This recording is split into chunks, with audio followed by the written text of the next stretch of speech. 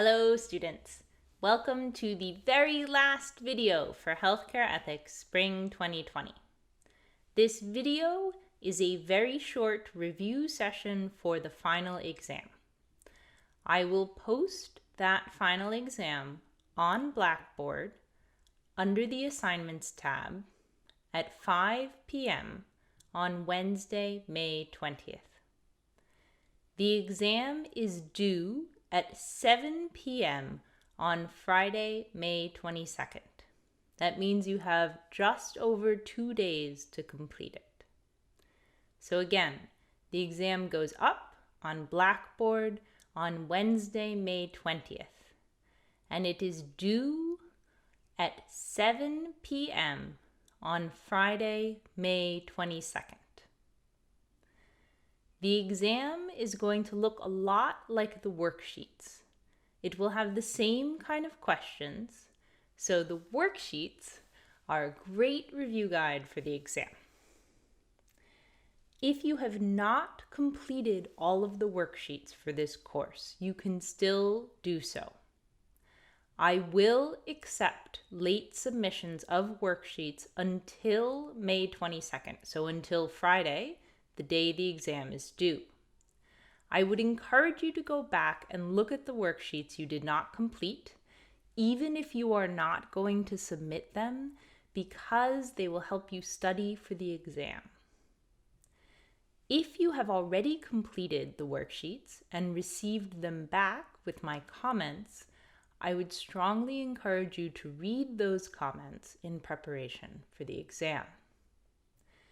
If you got a question wrong on the worksheets, please go back and review it. 2 of the questions that a great many people got wrong on the worksheets are going to show up on the exam. They're going to be on the exam because you got them wrong on the worksheets. So go back and look at the worksheets and make sure you know the right answer to the questions you got wrong. My comments will help you figure that out. The final exam is going to be shorter than the midterm, and you will have longer to complete it. So I'm going to expect that you guys are going to do that much better in completing it. I'm not asking you to write more. So I'm not expecting you to write longer answers, but I am expecting you to write better ones, okay? You've had a lot of practice writing answers on all of these worksheets, and now you're going to do that again in a very similar manner on the exam. So this exam has 6 questions, of which you are expected to choose 5. If you answer all 6, I'm not going to grade them. I'm just going to grade the first 6, okay? So choose wisely. So 6 questions, you choose 5. There's going to be 1 question for each week in the second half of the course. And just like the midterm, this is an open book exam. Each of the questions will ask you to apply a concept from the first half of the course to material from the second half of the course. The exam asks you to think about how the real-world test cases we studied in the second half of the course exemplify the ethical principles that we learned in the first. So this means, in practice, that you will have a question about each of the things, right? You will have a question about The Farewell, that film we watched ages ago. You will have a question about the ethics of quarantine. You will have a question about ventilator allocation, and you'll have a question about Jahymic math, and you'll have a question about the Tuskegee syphilis study, and last but not least, you will have a question about No Mas Bebés, the film that you were supposed to watch last week. Okay? So of those 6 questions that cover the last 6 weeks, you are supposed to choose 5. Any 5, just the 5 you think that you can answer best.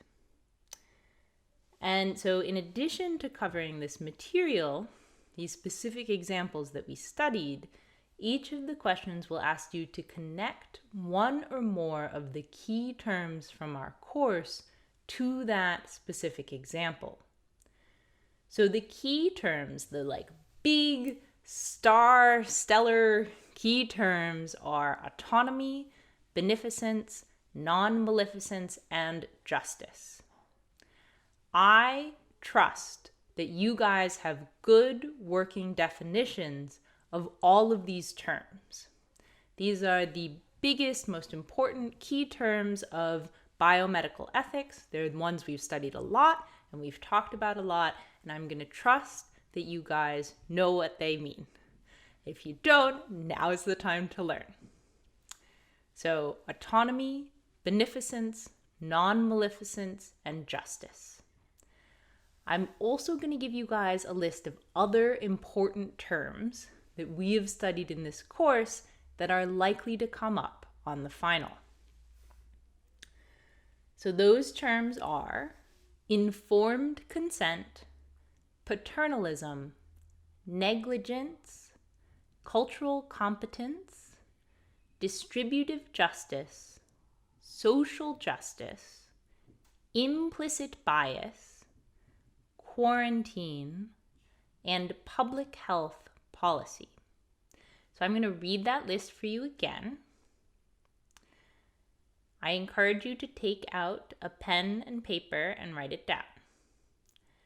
So other key terms that it would be wise to review are informed consent, paternalism, negligence, cultural competence, distributive justice, social justice, implicit bias, quarantine, and public health policy. Last but not least, just like on the midterm, you guys are going to have to cite your sources on the final.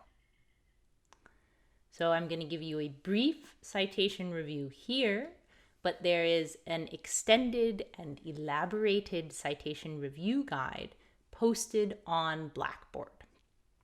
The key, most important points that you guys need to know are, first of all, quotation marks. Don't forget quotation marks. And second, the citation, all it needs to consist of is author, page number. Okay?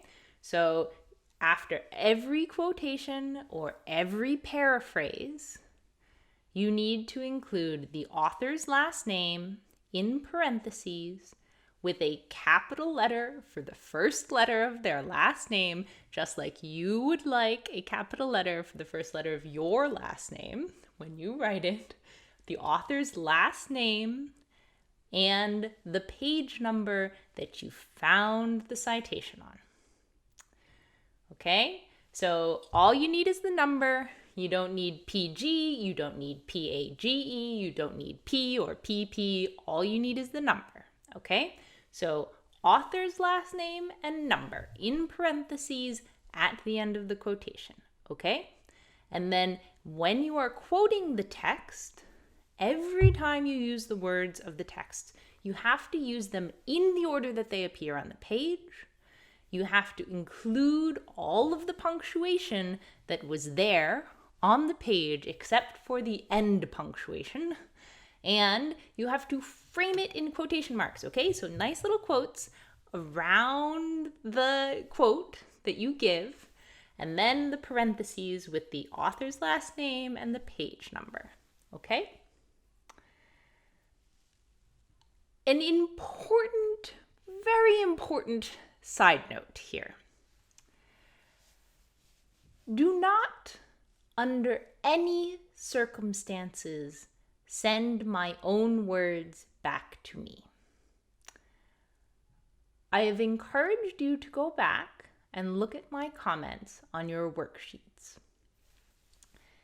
In those comments, I often tried to helpfully define terms for you.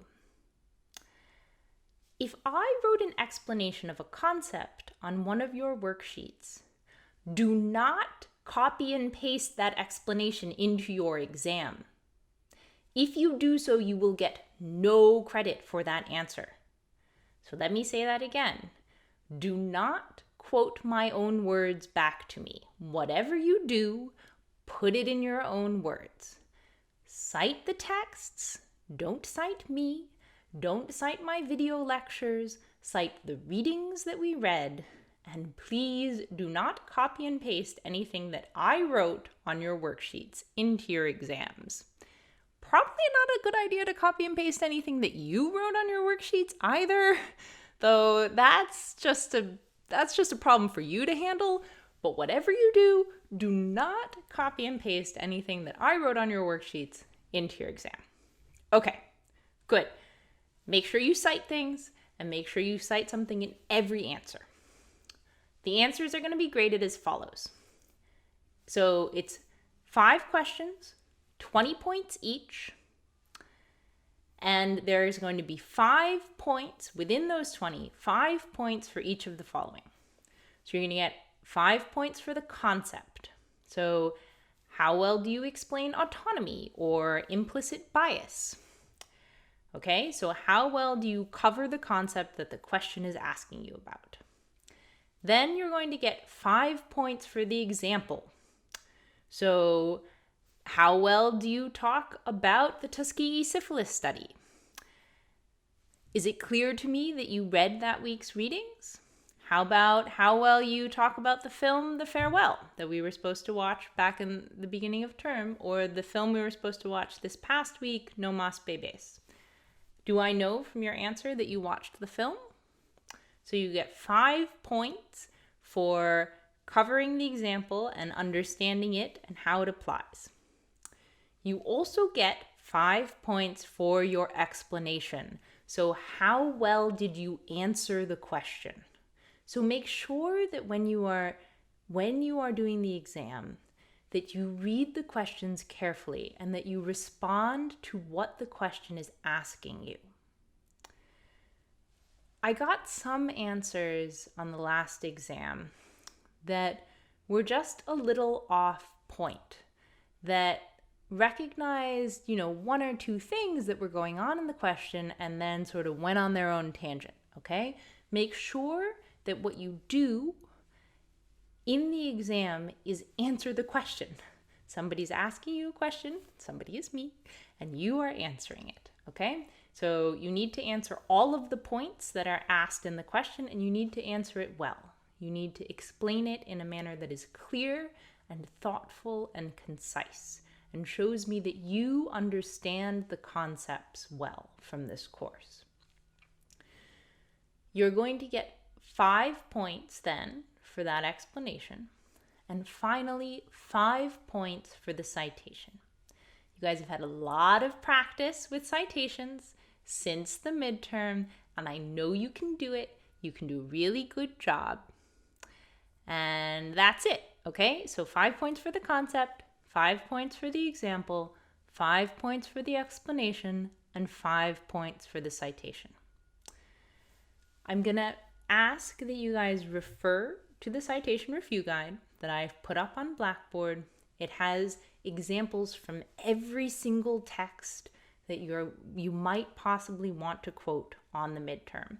Please don't quote outside sources. It's not required and it's not useful and it won't help you, okay?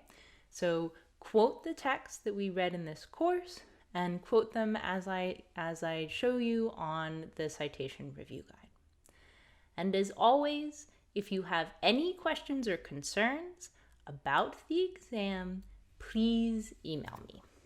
So don't forget that the exam is posted on Wednesday, this Wednesday at 5 p.m.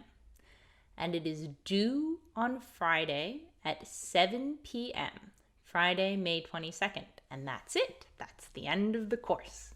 Okay, I hope you are all staying safe and well, and I wish you a beautiful summer. Okay, take care.